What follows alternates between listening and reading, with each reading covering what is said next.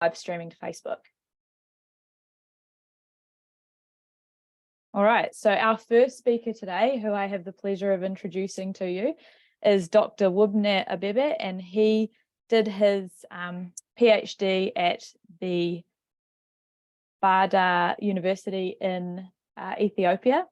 He's now working as a research scholar at the University of Nevada in Reno in the United States of America. And today he's going to talk to us about the ecological status as the basis for the holistic environmental flow assessment of a tropical highland river in Ethiopia. So without further ado, it's my extreme pleasure to introduce you to Wubneh, and you can start whenever you're ready, Wubneh. Okay, thank you. Let me share first the screen, I think.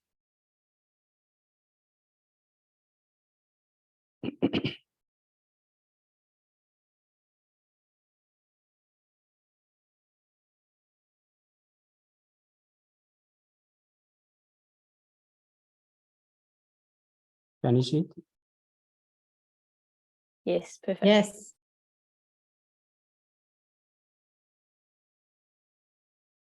Okay. Thank you, Rebecca, for introducing me. I want to thank also the ASLO committee for giving me the chance to present my work, which is part of my PhD research. My topic is it's on ecological status as the basis for a holistic environmental flow assessment of tropical highland rivers in Ethiopia. So my presentation will include the introduction, objective, methodology, results and discussion, and the conclusion. So before I directly go to the presentation of the paper, I want to inform you about my PhD study so that people can make connection with my presentation. My overall PhD research work was on establishing a framework for a holistic environmental flow assessment method. And for this, I had to do the flow ecology livelihoods linkage in deciding environmental flow requirements. For this, I had 4 objectives. The first one was to review the environmental flow experience in Ethiopia, which is published. The second was the hydrological foundation in putting the flow basis. This is also published. And the third one is the ecological status, which I am going to present it today. And the last one was the hydrological model selection. I tried to compare SWOT models so that we can generate data from scant data which is prevailing in my area. And now currently I'm working on aquatic ecosystem services dependent livelihoods at the University of Nevada, Reno, under Joanna's aquatic ecology lab. So as I said, this paper is already published and it's talking more on the health of ecosystems, whether it is in bad situation or in healthy or good situation. To start with my introduction, the Lake Tana Basin is specifically the aquatic ecosystem is facing degradation. It has a landscape degradation. As you may see in the pictures here, the rivers are full of mud, and there is a climate change also prevailing in the area. And my study area, the Gumara River, which is draining to the lake, sometimes goes zero flow, and the zero flow is increasing time to time. And there's also a tremendous water resource development in the area. As you may see, there is unregulated water pumping from the river. And for this, the preservation of natural hydrological regime is relevant for maintaining ecosystems or ecosystem service rendered from aquatic ecosystems, and also it's clear that it helps also to make water resources sustainable. For this, the knowledge about environmental flow is essential for conserving rivers, which are beneficial for flora, fauna, and the human being residing in the surrounding areas.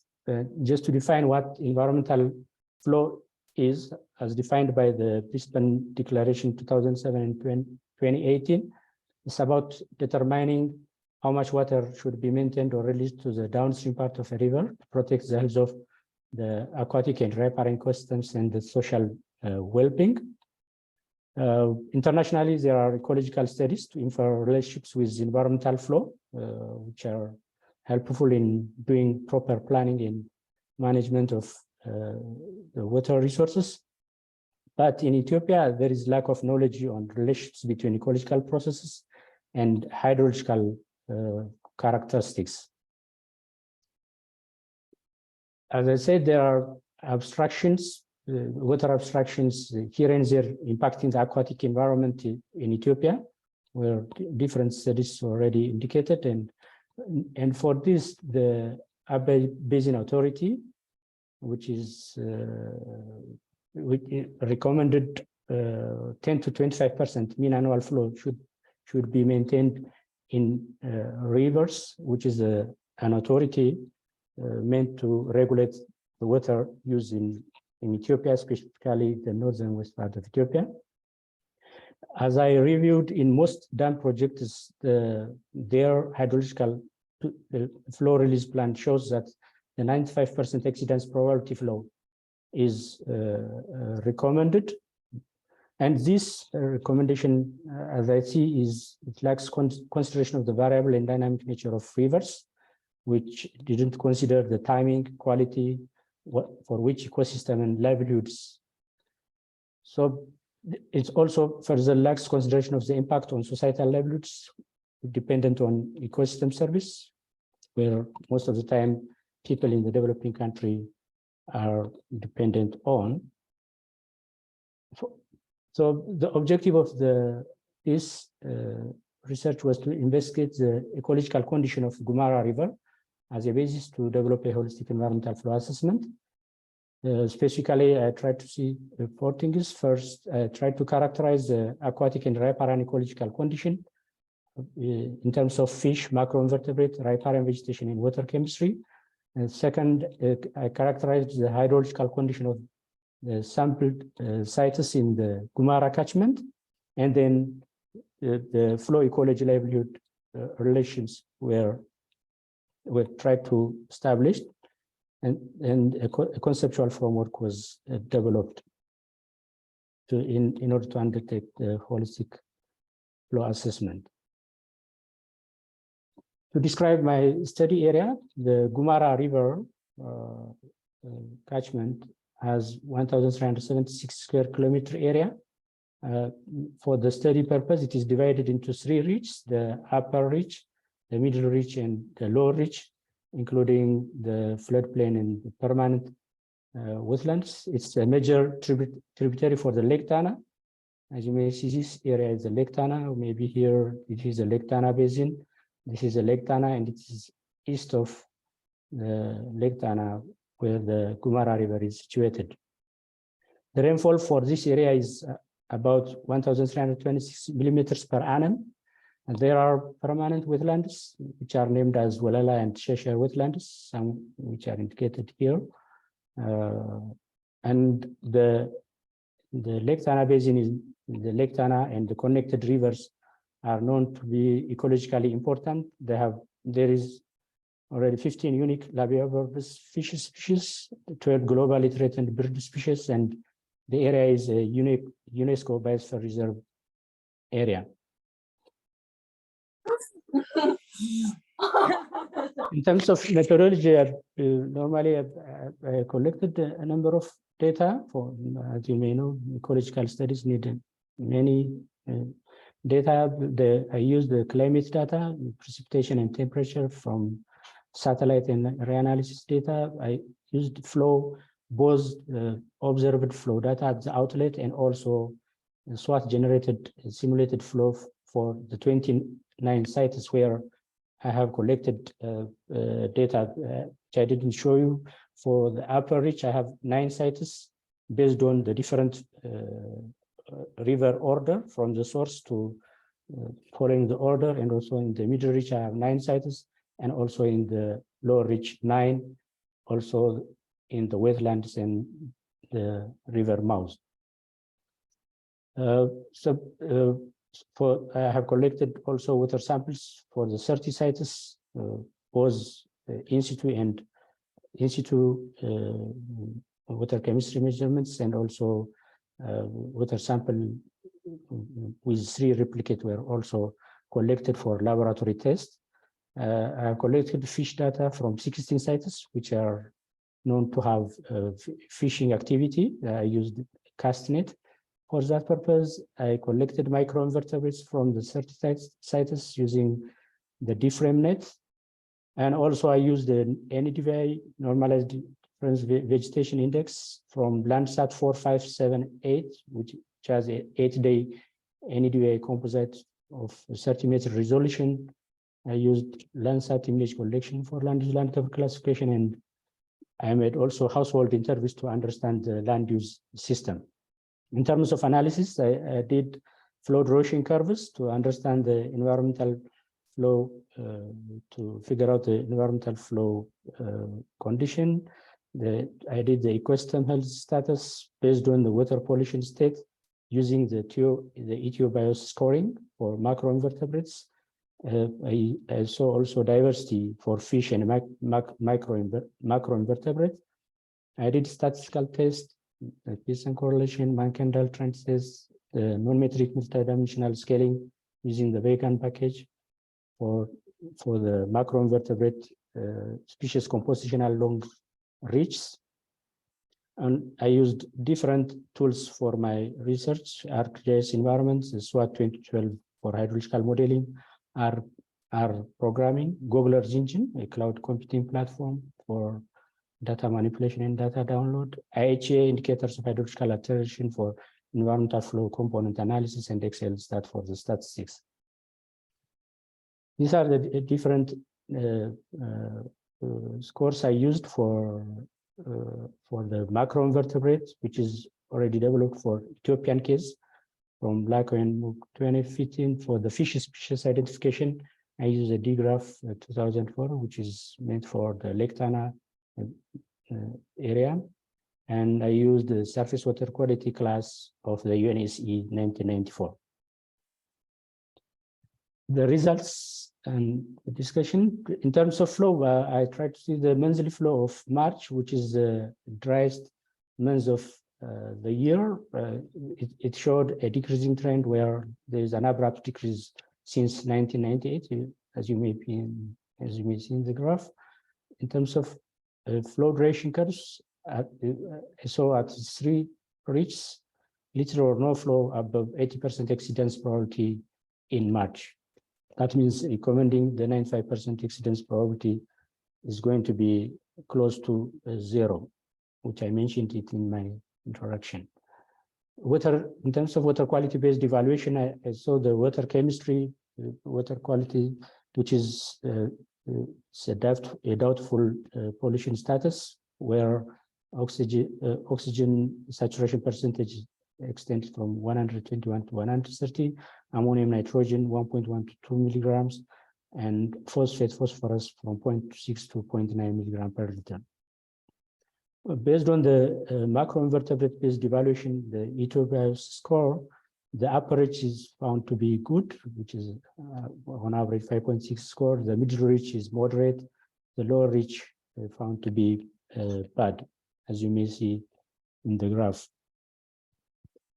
So the water quality was compromised based on the observation we did for areas, those which are close to the roads, where there is cattle interference, where we found animal manure in the water body, downstream of towns with poor sanitation and vegetation cover, and in Ethiopia, people wash their clothes in rivers. So these sites also found to be poor quality.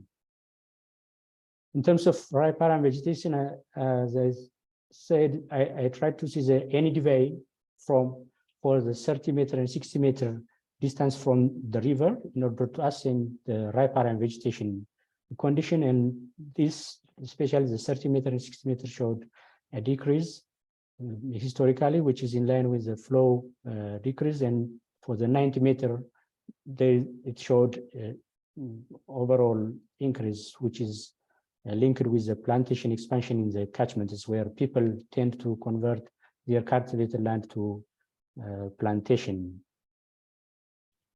The other thing I saw is there are diverse large tree species, around 39 species in the Kumara watershed only.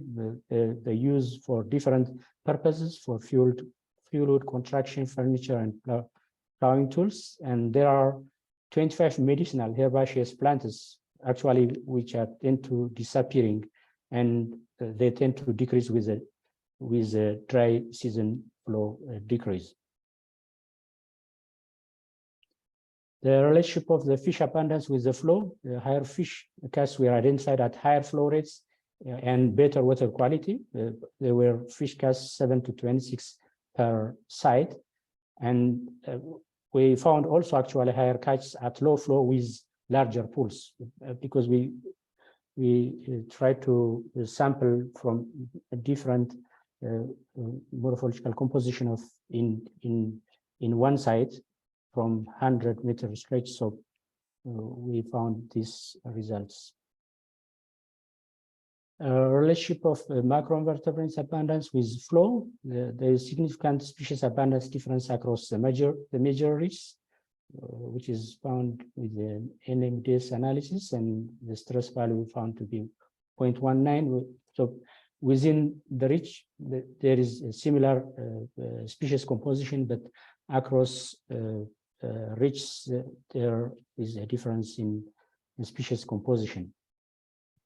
I saw also the APT abundance diversity, where the Ephemeroptera, Helicoptera, and Trichoptera, which are the most sensitive macroinvertebrates, and they tend to decrease as river orders increased. It's linked to water quality and hydromorphological degradation.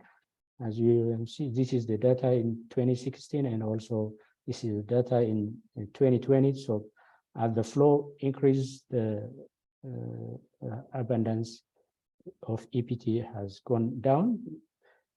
This has to do, is similar with the fish abundance, where in this site we found the highest fish abundance, which might be linked to the food web, where larger labiobarбос and the catfish or the Claris gariepinus found to feed on macroinvertebrates.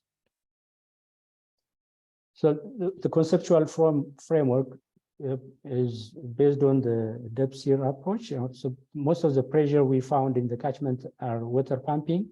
There's agriculture practice, sand mining, close washing, overgrazing, or papyrus harvest, and tree cutting. I tried to link this pressure with the flow alteration. The most importantly, the water pumping is causing decrease in the quantity of low flow. It also impacted the larger flood, and also it increased the zero flow days and delaying the timing of high flow pulses. These are the important parameters in terms of flow alteration in this area. Things related to the sand mining and close washing, there is deterioration of water quality of the river, and connected wetlands. Changes in morphology is also prevailing. With overgrazing and papyrus harvest, there is a decrease in groundwater storage, decreasing the dry season river flow, and deterioration of the water quality can be linked with this. With the ecological, this flow alteration can also impact the ecological conditions, which was aquatic and riparian, in terms of decreasing the river and wetland habitat for fish, delayed in fish spawning migration, which is linked with the high flow pulse delay, and decreasing feed for fish in the rivers and wetlands. And with the sand mining, there is a decrease in aquatic habitat for fish and macroinvertebrates, the decrease in abundance and diversity of fish. In terms of the overgrazing, there is a decrease in ripar vegetation, change in the land use land cover, and the decrease in ripar and in-stream vegetation diversity. And this consequently can also impact on the livelihoods dependent in ecosystem services. This has to do with the decrease in fishery production, lack of water for the drinking, the deterioration of human health, lack of water for agriculture, and lack of feed for fish for fishery production, decrease in the population of fish for food and marketing. And it has to do with, it has also impact on ecotourism, lack of fuel wood, lack of feed for livestock. And there are a number of livelihoods which can be linked to the flow alteration consequent impact on the ecology. So based on the identified flow alteration characteristics, ecological conditions, we need to follow a number of steps in undertaking in determining the environmental flow requirement. So we need to understand, the first step is to understand the hydrological condition, the flow condition, the water quality, river morphology, and groundwater storage. And with the flow, we need to see the environmental flow component in terms of extreme low flow, high flow, pulse, small flood, and large floods. In terms of flow region, we need to see different parameters. Also, in terms of magnitude, duration, frequency. The next step is to see the ecological characteristics in terms of fish, macroinvertebrates, and riparian vegetation, where we need to see the biodiversity and ecosystem health. Thereby, as a third step, we need to see the livelihood dependent on ecosystem services on aquatic environment, ecosystem services on riparian environment, and ecosystem services on wetland environment. After doing the three steps, we need to establish a relationship, the flow ecology livelihood, and thereby, based on this relationship, we can determine the environmental flow requirement. So, as a conclusion, it's important biological communities and freshwater ecosystems exist in the Gumara River, which have a conservation value and uniqueness. The Gumara River has experienced hydrological alteration for the last 20 years. Fish diversity, including the spawning grounds, decreased, and riparian vegetation cover have overall decreased considerably over the last 75 years. Measures are needed, including quantification of environmental flow requirements, regulating and managing water use. I need to acknowledge the institutions and individuals, the Amara Design and Supervision Workers Enterprise, where I am working. They financed my PhD research. The Dissertation Advisory Committee, Professor Michael McLean from IHE Delft, Professor Seifu from Bahir University, Dr. Michael from Bahir University, Dr. Ayali from Bahir University, Professor Tamo from Cornell University, and there are other people need to be acknowledged, and including my families and parents. Thank you.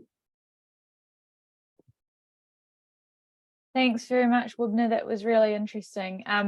We have 3 or 4 minutes for a few questions. If anybody from on the Zoom here wants to ask a question, just unmute yourself and ask the question of Wubneh.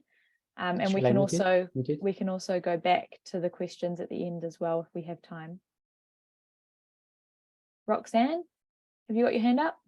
Yes, I do. Thank you very much, Wubneh, for this fascinating and really comprehensive study, and rather visionary in its depth. I thought it was really, it's made me think a lot about how to assess water quality in a different context. I guess what I'd like to know is in terms of the e-flows, what proportion of water extraction has been evaluated over time, or do you really have a full understanding of that?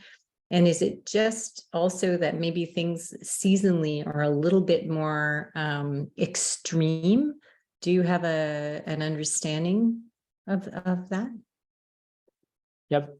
In deciding, I considered the whole flow, historical flow, and tried to see both extremes, because all range of flows are ecologically relevant. And what I tried to see is dividing the flow into extreme low flow, the low flow, high flow pulse, large flood, and small flood and large floods. And I tried to see the trend of all these flow components historically. And is it like an overall reduction, or is it momentarily being reduced, or is it pulsing differently? That's I guess that's my question. There's so many things going that could possibly explain it, and maybe you said it, but I missed it, and I think that's kind of cool. Actually, I tried to see the overall decrease, and if you have seen the graph, there is an abrupt decrease in flow, specifically in 1997-98, where the irrigation pump irrigation has started in that catchment. So actually, I saw also the specific and abrupt changes, why those happened, and that's how I did. And also I tried to see the different flow regimes, how they are affected in terms of not only the magnitude. I also saw, because some species need to also to give the specific timing. So I saw the timing, the duration of the different flow extents, and something like so that. There's really broad scale changes of not just reduced flow, but timing and length of that are being impacted. Yeah, specifically which I have reported, the high flow pulse, which is occurring as soon as the rainfall starts. That has important signal to fish species which are migratory in the Lake Tana, which migrates to the river. Then if that flow pulse delays, that has to do with the breeding behavior of the fish species, which are living between the lake and the river system and the wetlands. Thank you. Yeah. Thank you. Thanks for your question. Victor, you've got your hand up. If you have a fast question, we can do it now. Otherwise, we can wait till the end. Thanks. I think this is really fast. Yeah? Okay, cool. Yeah, I'm just asking, based on the environmental flow assessment, do you see a case whereby there might be internal conflicts between communities? Because you say that what we extract, we also need to consider the people downstream. I'm asking this because I've seen a situation whereby the government of Ethiopia and the government of Egypt are in conflict based on the mega dam project along the River Nile. Thank you. Yeah, I tried to see the pump irrigation, the pumping, where it is causing as I said, the abrupt flow change. So actually, there's also a conflict where the government needs to interfere. People now in Ethiopia, there are regulations already on paper, but people are not practicing. Whomever goes to the river can abstract water wherever. Then in that case, now it's causing the river system, and also it's causing conflict. It's creating conflict both upstream, downstream people. I don't know if I got your question. Thanks so much. It sounds like Wubneh's talk has has inspired lots of good questions from people. What we'll do is we'll go on to Ben's talk now, and then at the end, if anyone wants to ask Wubneh more questions, we can open that up. So it is my pleasure now to introduce our second speaker of today's Amplifying Voices, who is Ben Lukubye, and he is currently doing his PhD at Emory University in Atlanta. He is originally from Uganda, where he did his master's and bachelor's research. And today he's going to be talking to us about the prokaryotic community composition and functionality in a worldwide unique lake. So Ben, if you can please share your screen and start your talk, that would be awesome. Yeah, thank you, Rebecca. Thank you, really. And thank you to all of you for being here. I try to share my screen. I think someone has to. I think Wubneh has to stop sharing his screen. Yeah. There we go. Okay, so I do it again. Okay, here we go. We should have it working. Okay. You should be seeing it like a full screen. So thank you very much. Yeah, so a little bit away from Ethiopia to a place that is a little bit nearby, but on the same longitude within Kyrgyzstan, and we're going to be speaking about a worldwide unique lake, which is Issyk-Kul. And you can see from this picture here, I really tend to see that it is a beautiful view. And I'll basically be speaking about really the microbial community within this unique lake. But before I tell you about this Issyk-Kul, a little bit about myself. So I did my undergraduate training, like Rebecca did say, for both my undergraduate and my master's at Edinburgh University of Science and Technology, where I was studying basically microbiology and parasitology. And after that, I moved to IGB, where I really learned how to do analysis, working with metagenomes and really getting an understanding of aquatic microbial ecology. After which, I did move to Emory here in Atlanta for me to begin my PhD training. So now, this out of the way, we speak now Issyk-Kul. So Issyk-Kul is really it's a unique lake, and just for us to know where it is, we find it located within. I try to get my pointer. Yeah, so we find it located within Kyrgyzstan, and Kyrgyzstan is just above Afghanistan. In case you don't know where this is, so we find this worldwide unique lake within Kyrgyzstan, and it's one of those unique closed lakes. And when I say a closed lake, I mean it has inlets but does not have outlets. In that the only way water is leaving this lake here is by evaporation. So it has a lot of evaporation taking place, but without any outlet, like in form of a river taking out the water. So because of this excessive evaporation, it makes it rank about second or third among the world's largest saline lakes. And making it more unique is in terms of its depth, in that it ranks 6th among the world's most deep lakes. And throughout the entire water column, going up to more than 600 meters deep, it's oxygenated. And this is really a unique feature. I mean, for you to have the entire water column going up to 600 meters oxygenated is quite a rare phenomenon. And despite all of these unique properties of this lake, largely all we know about it is largely regarding its physical chemical properties. And we literally do not know, or we know very little information regarding its microbial community. And this was the basis of the current study, or some of the work that Hans Peter's group is working on, for us to really understand what's happening within this worldwide unique lake, because it's quite a unique environment. So basically within this entire presentation today, or within this study here, I'm basically trying to address questions of who is within this, in terms of bacteria, who is within this worldwide unique lake Issyk-Kul, and where are they, and what are they doing in terms of their microbial functionality. And I guess you can appreciate that throughout that, you can appreciate that the lake is surrounded by these snowy mountains, like throughout the whole of it. It's surrounded by these snowy mountains, which is quite a unique feature.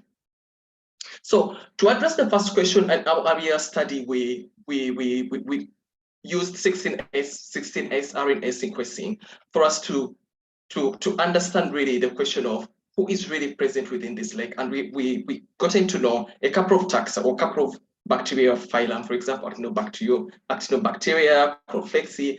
These are present within this lake, but this approach here of 16S RNA analysis is a little limited in terms of how much it can tell us in terms of the functionality, the functionality, or what this microbial community is doing. And that is where we moved ahead from the 16S RNA to try and use metagenomes or genomes, where we're having the DNA, the entire genome of the bacteria or of the organism, for us to really get an in-depth understanding of the functions that this microbial community are performing. So using the metagenomes, the first thing that I did was to try and see, we see clusters, because in the previous analysis, we gotten to see that the microbial community is grouping or clustering based on depth, but also the river samples or the river microbial community was quite distinct from the within the lake microbial community. So using the metagenomes or using the genomic approach, using the metagenomes, a beginning point was for me to see whether I tend to see a similar trend, whether the microbial community I'm having is also clustering based on this depth. And indeed, when I did run this hierarchical clustering, I got to see that I have 3 clusters, one being the microbial community that was picked from the surface, and the other from the that I call the subsurface from 1 meter to 55 meters in depth. And then the other was the deep cluster, which is at more than 99 meters within the depth. And this is from 99 meters to 615 meters in the water column. And after I got to know, okay, the microbial community is clustering, the next thing was for me to know who is really there in terms of microbial, in terms of this phyla. And we saw that over 18 phyla are really present within this lake. And some of them are occurring throughout, are distributed like uniformly throughout the water column. For example, where we call microbiota, we see it present throughout the water column, from the surface to the deep depth cluster, to the deep cluster. And we also have some that are largely restricted to specific community. For example, we see pigs bacteria largely reserved to the deep cluster right here. And we see, for example, also cyanobacteria being in quite higher abundance within the 1 to 55 meter cluster. And just to give us a little more context, we tend to see that some taxa really are in a decreasing order, in terms of abundance from the surface to the as depth does increase down the water column. And those are Pseudomonadota, Bacterodota, Vericomicrobiota were in a decreasing order, in that we have them more abundant within the surface and less abundant within the deep cluster. And this kind of signals that these are taxa that kind of prefer the surface waters, but of course we need to do more in-depth analysis for us to verify this. And we also have other taxa that are in an increasing order, like they prefer the deep cluster. For example, Chloroflexia, the Bacteria, Planktomycetota, and then Thermoproteobacteria. They were all in an increasing order, with them being most abundant within the deep cluster. So after we've understood who is really present within this lake, so in terms of these bacterial phylum and microorganisms, the next approach, the next thing that I had to do was to see, if you do an ecological study in terms of diversity, after you know that this and this is present here, but what about if we bring it all together to really address the question of where do we have more diversity and where do we have less diversity? So I did use the Hill approach, using Hill numbers, and with the Hill numbers, I was able to determine the richness in the Hill-Simpson diversity index, and all what I've gotten to see, for example, in the richness, which tells us how many species are there, how many unique species are there within this lake. We see that the deep cluster is having a higher number of unique species within, or it's having a higher number of species within within this lake compared to the surface and the subsurface cluster. And if I add abundancy on top of the unique species, if I add the abundancy in terms of numbers, how many are there on top of the uniqueness of the diversity, I get to see that still the deep cluster is having a higher diversity compared to the surface and the subsurface cluster. And in terms of distribution of these species or these bacteria, we tend to see that the surface and the subsurface cluster are having an even distribution. There's no significant difference among these two, the surface and the deep surface cluster, and the deep cluster rather, sorry. So this tells us that really we are having, first of all, a higher microbial diversity within the deep cluster compared to the surface and the subsurface cluster. So then the next thing that I tried to do was to see which of these environmental parameters, the metadata, are kind of having an influence onto this microbial clustering. And from this clustering here, we get to see also, using the RDA analysis, we get to see that the three unique clusters that I did show earlier are shown like roughly, they are visibly same.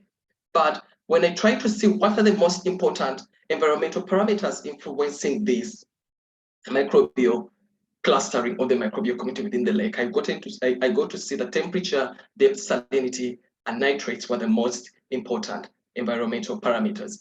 And what for me stands out is that because of the temperature being one of the most significant, it's the most significant environmental parameters influencing this, it kind of tells us that with rapid changes in the temperature, with the global change and everything happening, climate change and everything, it's very possible for us to have an overhaul change in terms of the microbial community and how it's assembling within the lake. So at this point, I've talked about who is there, and now the next approach is, the next part of my study is for us to understand what are these what are these microorganisms doing within this lake. And for me to address this, I basically focus on major metabolic-like processes, and that is my carbon fixation, nitrogen metabolism, and sulfur metabolism. First, we talk about the carbon fixation. So what we see for carbon fixation is we tend to say that we are having proxies for the light stage of photosynthesis, which shows us that we are having carbon fixation happening within this lake. And what is more unique is that we see it more abundant at the subsurface cluster, which is the 1 to 55 meter depth. And just for me to also mention is that the 1 to 55 meter depth is where we find the deep chlorophyll maximum. And what this means is that at this point is where we have the maximum amount of production happening, photosynthetic production happening within this unique lake. And this here is proxies for light photosynthesis that is happening within the lake, both photosystem 1 and photosystem 2. But also we tend to see an oxygenic photosynthesis happening within the lake, and this is largely driven by pseudomonadota, and it's the only photosynthetic pathway that we tend to see in the deep cluster. That is at the greater than 99 meter depth. This anoxygenic photosynthesis is being carried out in this deep cluster. So this here tells us to do with photosynthesis, but we have also dark stages of carbon fixation and other pathways. And among these is the phosphate acetyltransferase acetate kinase pathway. And we see this really more abundant in several taxa. We see it within the Bacterodota, Planktomycetota, and Pseudomonadota. And we see that it's more abundant within the surface and the subsurface cluster, and it's less abundant within the deep cluster.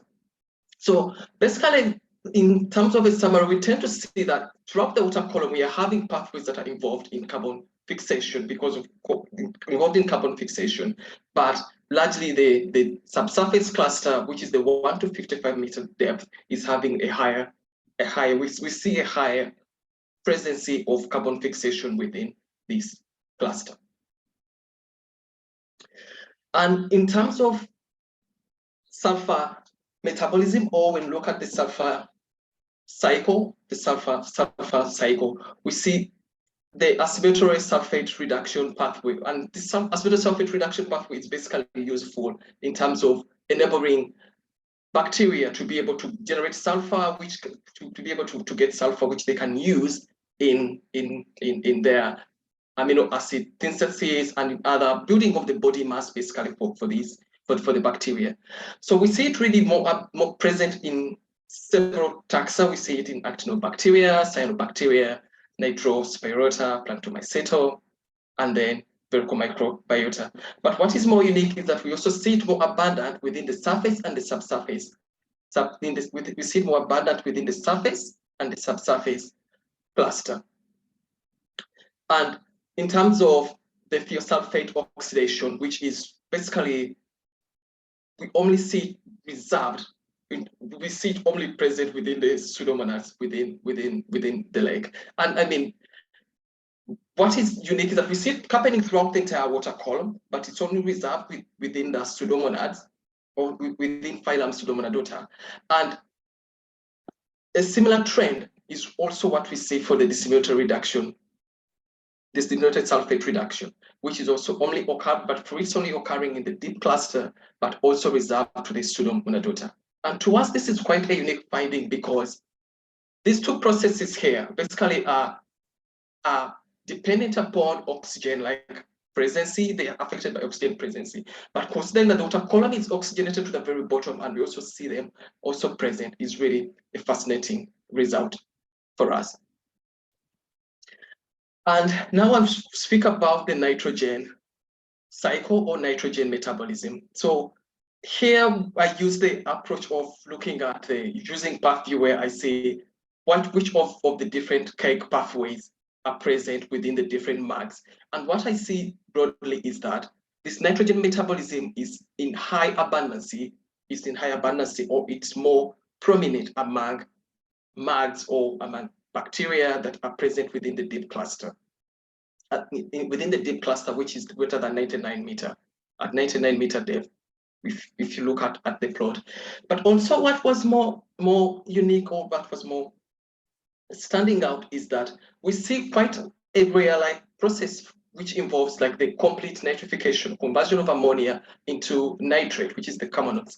And for this, we saw it more abundant or only happening within the MAGs belonging to Pseudomonadota and Planktomycetota, Gammatemonadota, Thermoproteota, and this is quite a unique finding. But also there, like this nitrogen, the nitrogen fixation where we're having nitrogen being converted into ammonia, we basically did not have it present like this pathway here.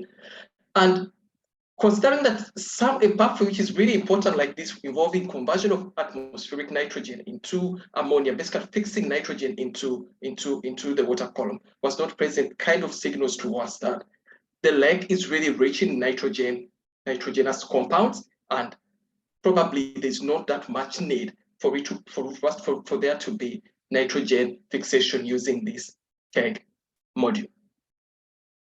So at this point, I think I've addressed the questions of who is where, what are they doing within like Issyk-Kul. And as a conclusion, we conclude and say that the microbial community within this lake is really diverse, but also not only in terms of the bacteria, but also in terms of the functions. And we see that the subsurface cluster has a higher prominence of carbon fixation, and then the surface and the subsurface cluster has a higher prominence within sulfur metabolism, and then the deep cluster is more prominent in nitrogen metabolism. And I have to give a couple of acknowledgements. First and foremost, I have to thank the MIBI group at IGB, where I was for a full year. And then I have to thank the DFG for funding the study, but also the people everybody within this picture here, who took on the effort in 2018 to do the sampling, collecting of the samples and all the metadata during the field campaign onto Lake Issyk-Kul. I'm really grateful to them. And also, I must say thank you to you for your attention and for the opportunity to present this piece of work. Thank you very much. Thanks so much, Ben. Looks like a beautiful place to work. Does anybody in the audience have any questions? You can either raise your hand or just unmute yourself and ask Ben.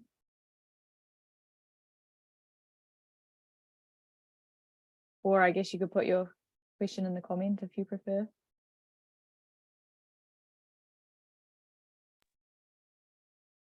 Hi, Ben. I have a question. Thank you so much for taking us to this really unique system.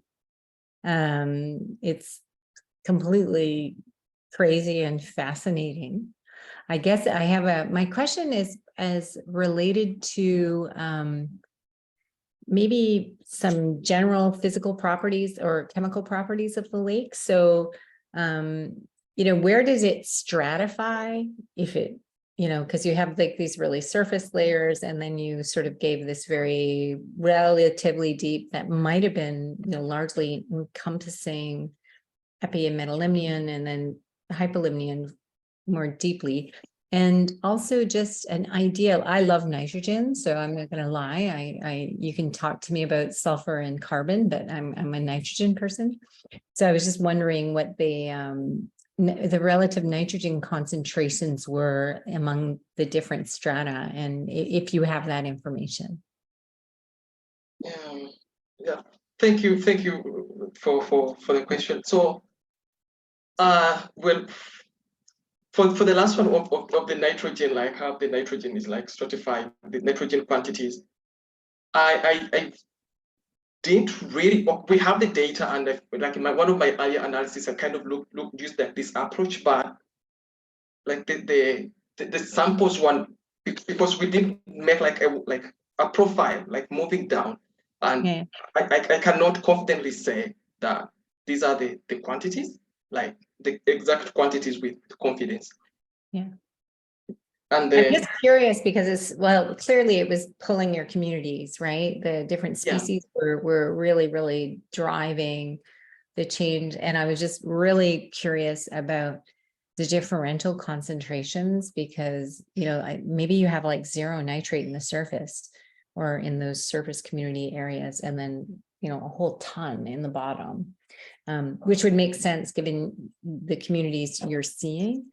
But, and also just because the lake is endorrheic, right? And so, this is just this crazy stuff accumulating over time. So it's oligotrophic, but really driven in these nitrogen patterns, which I think could be really interesting. Anyway, please continue. Sorry. Yeah.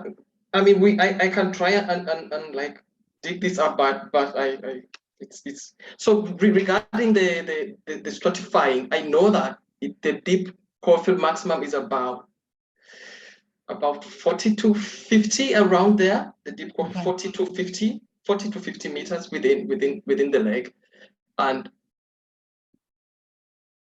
I think this is like the in terms of how it is, in terms of one of the unique properties that of the lake that I can like get off head, because but I also know, I think around I think 20, I think 30 meters, I think there possibly there's like the thermocline around this, if I try to. So it's a metalimnetic peak, which is really cool. Yeah. So then, sorry, what was the other question? No, you kind of, it was trying to understand the nitrogen dynamics in the lake, and you answered everything I asked. Thank you very much. Thank you. Really cool. Very nice study. Thanks for the great question. Does anyone else have any more questions for Ben? There's a question in the chat. Can you see that question in the chat, Ben? Yeah, I've seen. Okay. So the question is, because Shimmy's in a noisy room, can I ask what you think your opinion is on the drivers of productivity patterns that you observed, and also what roles the bacterial communities might play in primary production or primary productivity? So I read, because I think among the drivers is one of the, I think, is like temperature. If I can try to move back onto, I think temperature is really like an important thing, but also I see that we see that the cyanobacteria, which is really important in production, is concentrated within this 155 meters. So I'm thinking that it's the temperature, then the cyanobacteria, it's located, I think, probably it's some of the drivers within driving this primary production we are having within the lake. Nice. I think, Victor, you wanted to ask a question? Thanks, Ben, for such a wonderful presentation and elaborate work. I'm just curious, on your RDA, I see temperature and salinity are negatively correlated, but where I work, they are positively correlated. So I work in a marine ecosystem, so probably the lake systems have different hydrological features or something. Maybe you have something to say about that. Thanks. Well, I will say that Issyk-Kul is quite a very unique lake. It's like very unique. First of all, we see it's happening at a very high altitude. It's at a high altitude, first of all, and then it's very deep. Like it has a very long like depth. So and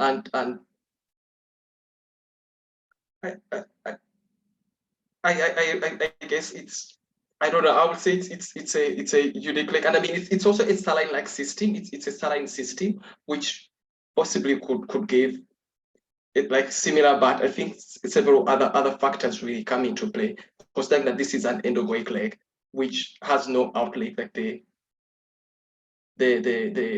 throughout the water column, it's like from the surface to the bottom, there's less exchange of water. I think considering its property that it's an endogoic like system, it makes it quite unique, and things might not play exactly as it's happening in other like open water systems.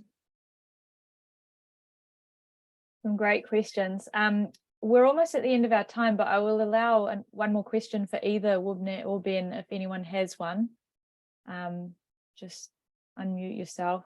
Otherwise, if there isn't one, I am going to just share a little announcement. So just interrupt me if you have a question. Hopefully you can see my slide. Hopefully it's difficult for me to see what I'm sharing, but I just wanted to advertise the fact that the ASLO Early Career Committee is always on the lookout to amplify the voices of early career researchers. So if you know anyone, if you yourself or you know anyone who would need their voices amplified, please get them to apply to give a talk in one of these sessions, because as you can see, they're a really great way to get your research on a global stage, and we run them on the fourth Thursday of every month. This month's a little bit different, but usually on the fourth Thursday of every month, and we have 2 different time zones that we alternate. And then the other thing I wanted to draw your attention to is we are introducing the first in a series of webinars that are about our well-being in aquatic sciences, and our first one is next week on Friday, where we will have a session that will be led by Hugh Kearns on battling the imposter syndrome, and this is going to be a really wonderful seminar. I've heard Hugh before and he's a great speaker, and I would recommend anyone wanting to learn about imposter syndrome to come to this. And this will just be the first in a line of seminars that the ASLO Early Career Committee are running to support early career scientists through enhancing their well-being. But anyone is allowed to come no matter what career stage. So I'll just leave that there with you. And yeah, if there's no more questions, I think that's the end of it. So thank you so much to Ben and Wubneh for wonderful talks, and for sharing your research with us. I really appreciate that, and so does the rest of the audience, I'm sure. Thanks so much. Thank you. Thank you. Bye.